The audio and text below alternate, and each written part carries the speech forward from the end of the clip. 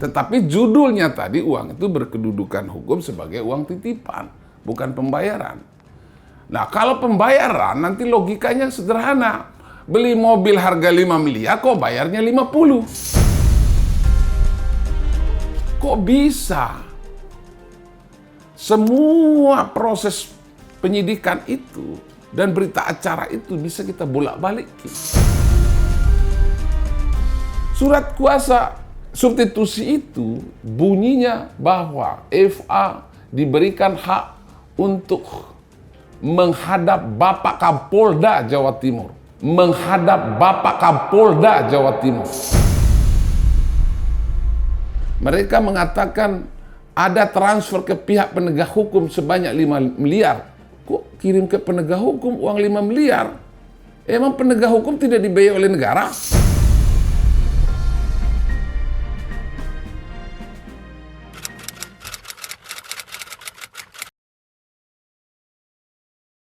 Ya, sebelumnya saya klarifikasi dulu bahwa saya ini di samping lawyer Sanjay juga lawyer dari Andi Rifaldi. Andi Rifaldi kita tahu dia adalah perwakilan daripada teman-teman UMKM yang selama ini melakukan upaya-upaya, ya, melakukan demo, unjuk rasa, protes ke sana kemari, baik ke tempatnya Bung FA maupun ke Bu Elsa Sharif, ya. Nah, terkait tentang tadi, apa sih yang kita lakukan? Ya, tentu saya rasa semua sudah mengikuti kemana kita sudah jalan. Tapi yang terakhir kemarin di tanggal 15 ya kalau nggak salah ya, tanggal 15 Januari kemarin, tim dari saya telah melakukan pengaduan dan pelaporan kepada Komisi Pemberantasan Korupsi. Aliran uang itu kan masih belum ada ketemu titik ketemunya, ya, titik kesepakatan bahwa di mana Sanjay mengatakan itu uang titipan, ya, kurang lebih 55 miliar. Nah, lalu dari pihak FA, Abu Elsa Sharif dan Vidi Galenso mengatakan itu adalah lawyer fee.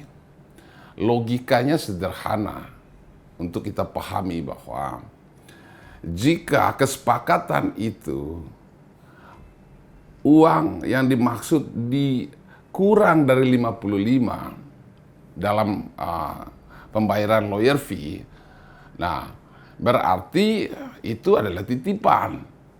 Karena kalau saya kasih contoh, ya, saya menangani perkara, jika disepakati legal fee-nya 5 miliar, tiba-tiba klien saya bayar 60 miliar. Dari mana dasarnya bayar 60 miliar? Nah, artinya itu bagian daripada titipan untuk dikerjakan kasus itu. Tapi kan ada pada bagian lain, klien saya mengatakan bahwa pekerjaan mereka belum selesai dan tidak selesai. Sehingga Sanjay secara sepihak membatalkan surat kuasa itu karena mungkin ada kekecewaan. Dan seperti apa saya nggak tahu teknisnya, tak tanya mereka. Nah, artinya ketika pekerjaan itu belum masuk pada ruang success fee, sehingga sisanya yang digunakan tadi harus dikembalikan. Itu logikanya. Tetapi judulnya tadi uang itu berkedudukan hukum sebagai uang titipan, bukan pembayaran. Nah, kalau pembayaran nanti logikanya sederhana. Beli mobil harga 5 miliar kok bayarnya 50. Itu bukan pembayaran namanya. Berarti titipan untuk pembayaran mobil-mobil berikutnya. Itu logikanya. Nah, maka itu belum ada titik temunya. Sampai 2 kali pertemuan masih berdalil, wah ini dan itu. Saya juga akhirnya merasa jenuh melihatnya. Lalu di pertengahan, saya melihat ini bukan persoalan uang titipan. Ini kan uang yang diterima oleh saudara F dan kawan-kawan tadi adalah uang yang berstatus di mana Sanjay saat itu tersangka. Nah, kalau uang yang dilekatkan pada orang yang status tersangka, itu harus dibawa pengawasan hukum, tidak boleh sembarang uang itu diambil, dikeluarkan kalau orang itu tersangka. Kan gitu. Apalagi menyangkut tadi adalah penipuan, penggelapan, dan pencucian uang. Lah, pertanyaannya adalah, bagaimana cara orang mengambil uang ini? Kalau tidak melibatkan pihak-pihak. Nah, itu yang pertama. Yang kedua, uang ini harusnya kan disita oleh Polda Jawa Timur. Karena dapat nanti supaya menjadi barang bukti, dan kemudian kalau sifatnya nanti putusan bersalah, maka itu uang disita negara. Tapi apa yang saya lihat instrumennya itu? Di mana dalam proses penanganan kasus yang dilakukan oleh pihak Bu Elsa Sharif dan kawan-kawan ini membuat ruang pikiran saya itu bertanya, apakah uang ini dipergunakan untuk menangani kasus, mendampingi, mewakili sesuai surat kuasa dan sesuai hukum yang berlaku, atau ini adalah uang untuk koordinasi agar kasus itu yang tadi bersalah menjadi tidak bersalah. Ada salah satu media, saya nonton itu 3 kali, saya putar itu. Tersirat kalimat Bu Elsa di sana, bahwa Bu Elsa sudah berusaha bekerja keras menggunakan uang itu untuk agar BAP diulang, keterangan diulang, pengakuan ditarik kembali dan diarahkan supaya mengatakan sesuatu menjadi sesuatu. Logika kita sebagai warga negara, apalagi saya salah satu penegak hukum, ini ada apa? Kok bisa semua proses penyidikan itu dan berita acara itu bisa kita bolak-balikin? Sementara itu menggunakan uang negara, APBN. Kan jadi pertanyaan besar buat kita.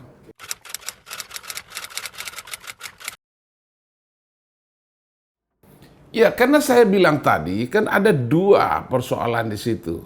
Yang pertama, adanya dugaan mengelabui, melakukan pemerasan dengan menggunakan, ini dugaan ya, menggunakan tadi badan hukum atau kantor hukum dengan menjanjikan untuk membebaskan, untuk mengatur semua tersangka itu.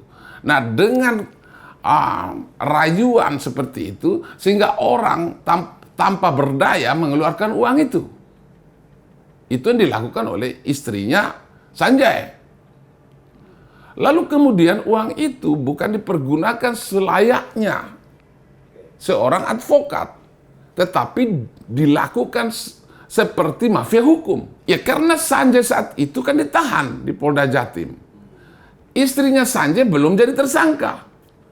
Kok kemudian setelah kasih uang, kok istrinya Sanjay jadi tersangka? Ada apa itu? Tanya pada rumput yang bergoyang. Kan ini yang saya juga bertanya, ada apa? Makanya butuh KPK, lembaga rumah anti rasuah yang dipercaya oleh rakyat Indonesia, untuk menelusuri, melakukan penyelidikan dan penyidikan, ya, dan menuntut siapa saja melakukan kejahatan atas negara. Kan itu persoalannya. Jadi saya selain menjadi profesi advokat, besar hati saya, besar diri saya, besar marwah saya hormat pada bendera merah putih. Jangan sampai negara dikhianati. Ini kan kejahatan atas negara. Saya mau katakan kepada Anda bahwa selama proses itu, kasus yang di Jawa Timur, dari pelaporan ke Polda Jatim sampai putusan Mahkamah Agung itu kan menggunakan aliran dana yang besar dari negara. Anggaran kepolisian berapa besarnya untuk melakukan penyidikan, dan bahkan dilimpahkan kasusnya itu ke kejaksaan. Berapa besar biaya negara yang dirugikan. Lalu kemudian berapa besar biaya kerugian APBN yang mengalir kepada kejaksaan kalau penuntutannya tidak jelas, hasil settingan. Jika itu dugaannya, makanya nanti keputusannya di KPK. Ya. Lalu kemudian begitu masuk pada ruang penuntutan di pengadilan, berapa besar kerugian negara dari APBN yang di kehakiman sampai ke Mahkamah Agung. Pertanyaannya adalah, uang negara tidak boleh digunakan oleh aparat penegak hukum dengan cara melanggar hukum. Harus dia gunakan uang anggaran negara itu untuk menegakkan keadilan, bukan mempermainkan hukum. Nah, ada dugaan yang kita lihat di sini. Ya, saya juga melihat tim saya memberikan surat. Ya, surat ada kuasa substitusi juga dari Bu Elsa ke FA.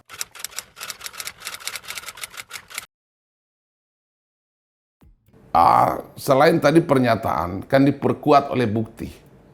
Bukti pertama adalah kedudukan hukum FA dalam menangani kasus itu dan menerima uang dari 55M itu mengalir ke FA, dasarnya karena ada surat tulis tangan dari Bu Elsa Sarif, ya, kepada FA. Itu tulis tangan tapi surat kuasa substitusi mewakili Elsa Sarif. Surat kuasa substitusi itu bunyinya apa? Bunyinya bahwa FA diberikan hak untuk menghadap Bapak Kapolda Jawa Timur demi kepentingan menyelesaikan, ya, membela daripada Sanjay dan anak buahnya saat itu. Coba kita berpikir, kok menghadap Bapak Kapolda? Harusnya kan menghadap Polda. Ada apa ini?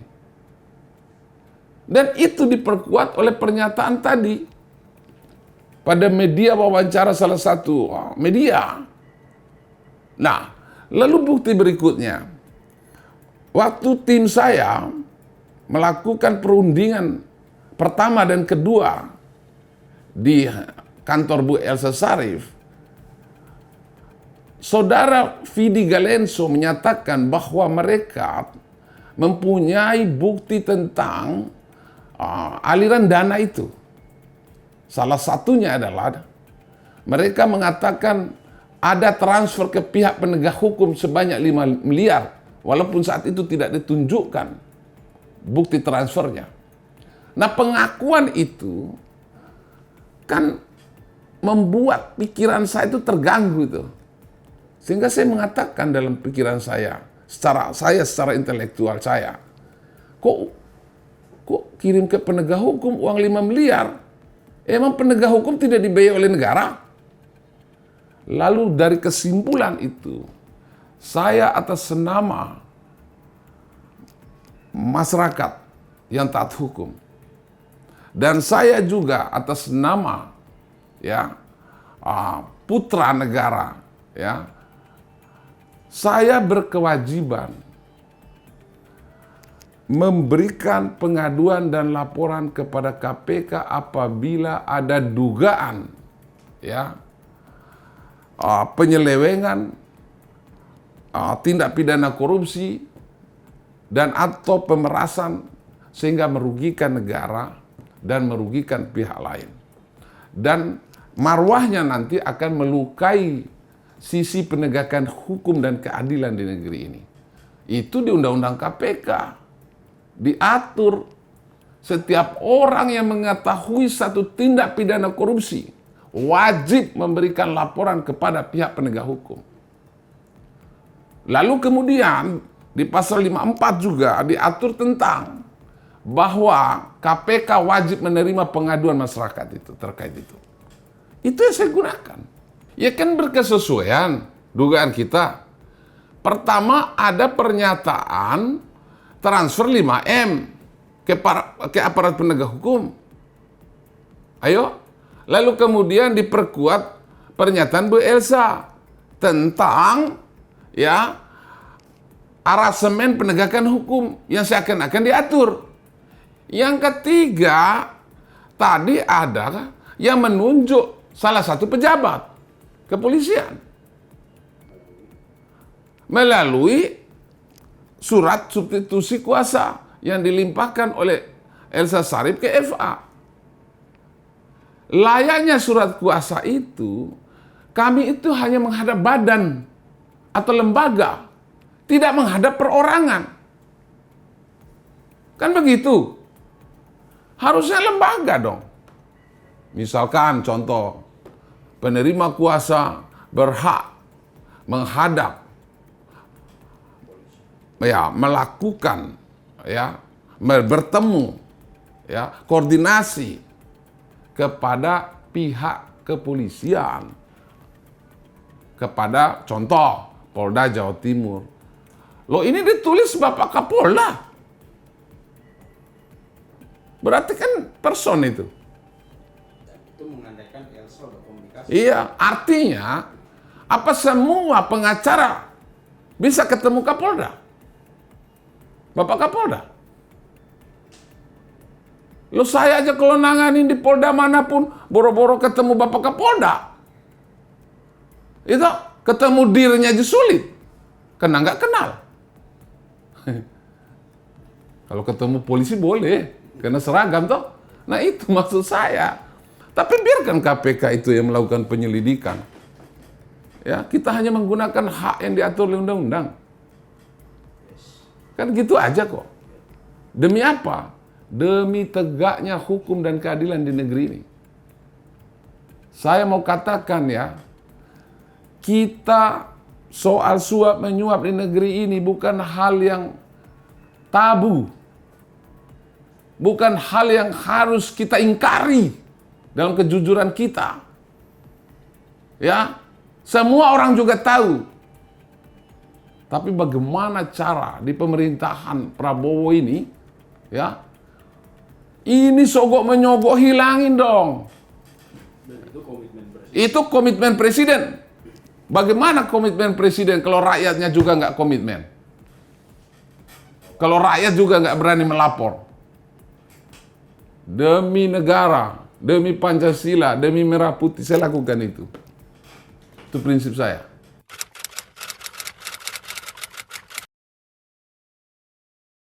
Ya, sebenarnya ke PPATK itu, kita juga gunakan lembaga itu. Kan lembaga itu kan lembaga yang memeriksa aliran dana setiap orang. Karena anggaran negara besar di situ. Masa kita nggak gunakan, kalau kita curigai, nanti makan gaji buta dong PPATK. Ya kita rakyat Indonesia harus gunakan itu.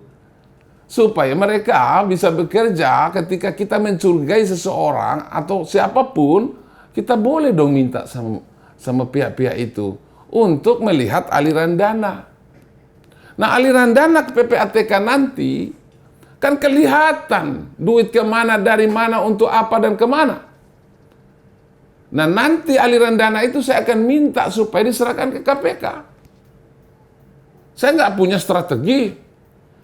Itu pelajaran Undang-Undang Dasar 45 dari saya SD itu.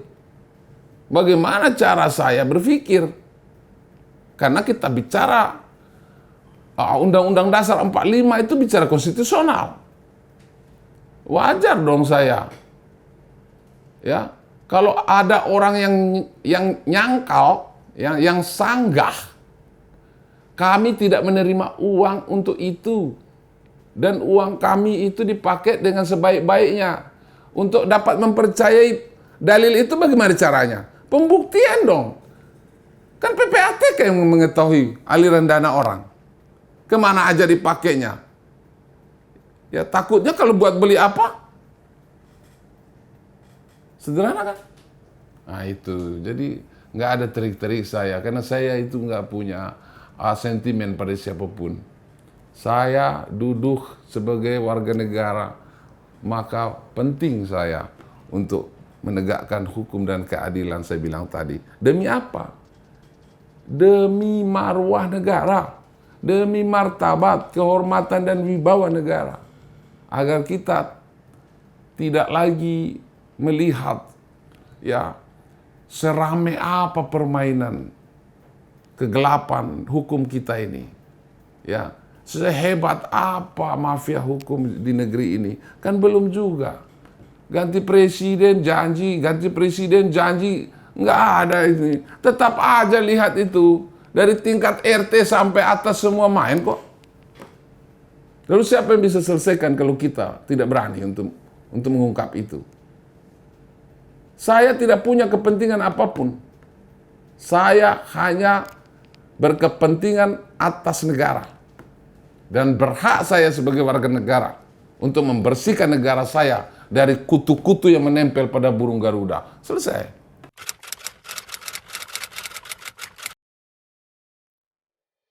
Oh iya, jadi potensi kerugian negara itu besar ya. Pertama, jika tidak ada, ini seandainya ya saya katakan, jika tidak ada mafia hukum, jika tidak ada suap menyuap, maka penegakan hukum itu harus tegak, berdiri, ya.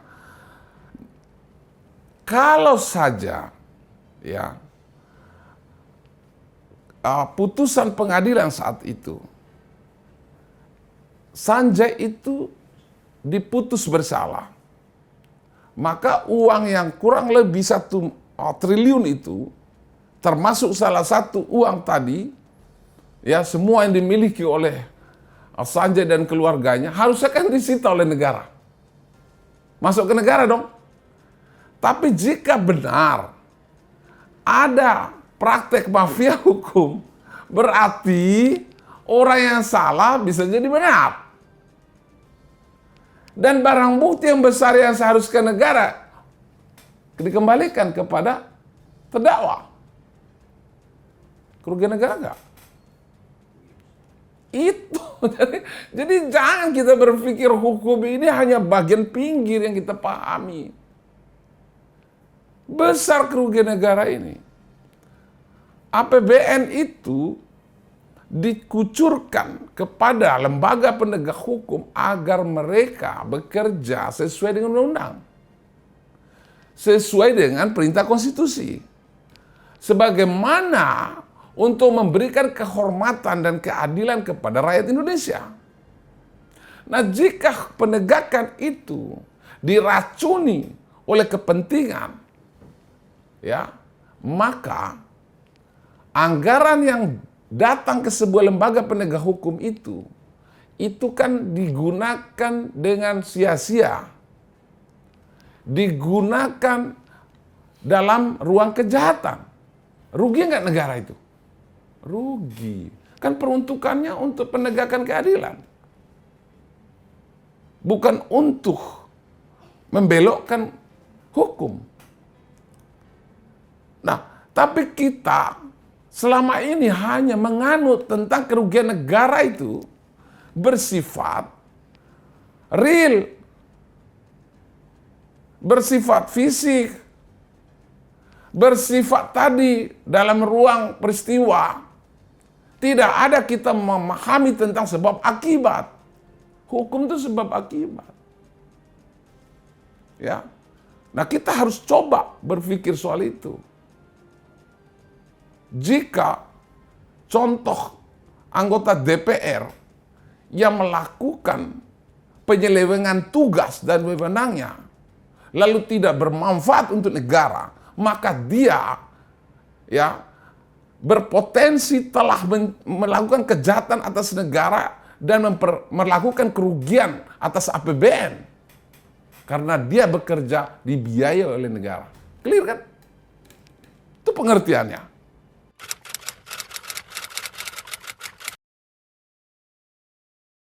Ya, itulah kita sebagai praktisi yang dibesarkan oleh negara ya, rasa cinta kita terhadap negara, rasa terima kasih kita terhadap negara. Karena kita mesti punya intelektual tuh. Jadi persoalan yang lebih besar mengandung di dalamnya, itu yang harus kita selesaikan. Jadi agar ke depan tidak terjadi lagi soal suap menyuap dan sebagainya. Ini taruhlah, ini kan bagian intelektual saya berpikir, masa sih ada tanda-tanda kok sesederhana itu? Wajar dong kalau kita menemukan tanda-tanda yang lebih kuat untuk melakukan pelaporan ya kepada pihak ya khususnya tadi KPK, rumah anti rasuah. Karena beliau bekerja juga harus maksimal KPK karena anggaran negara besar juga untuk itu. Nah, kita rakyat Indonesia harus cepat tanggap. Jangan apatis. Saya secara pribadi saya tidak mau negara saya rugi karena ulah para penegak hukum tadi yang bermain-main. Loh, tadinya kan saya nggak paham soal adanya dugaan seperti itu. Itu kan lantaran semua statement itu kan dikeluarkan oleh Bu Elsa Sharif melalui wawancara salah satu media. Kaget saya. Loh, berarti tersirat satu instrumen di mana penegakan hukum yang dilakukan oleh lawyer saat itu seakan-akan diatur, seakan-akan menunjuk juga lembaga itu kan. Nah, kaget saya. Nah, supaya tidak menjadi fitnah. Nah, ini kita ini. Ya, saya serahkan pada ahlinya dong, KPK. Terbukti atau tidak terbukti. Supaya tidak menjadi fitnah. Kan tadi ada juga tim dari Pak Fidi mengatakan transfer uang. Lalu ada surat substitusi tadi yang dari Esa ke Farhad yang mengatakan kamu ketemu Pak Kapolda ya. Kan fitnah itu. Jadinya cara berpikir kita sebagai rakyat Indonesia itu supaya tidak jadi fitnah. Karena fitnah itu lebih kejam daripada pembunuhan. Wajar dong saya gunakan rumah anti rasuah untuk membuktikan supaya tidak ada fitnah. Fair kita sebagai warga negara. Kita negara demokrasi. Kita taat semua pada hukum, karena hukum ada panglima. Clear?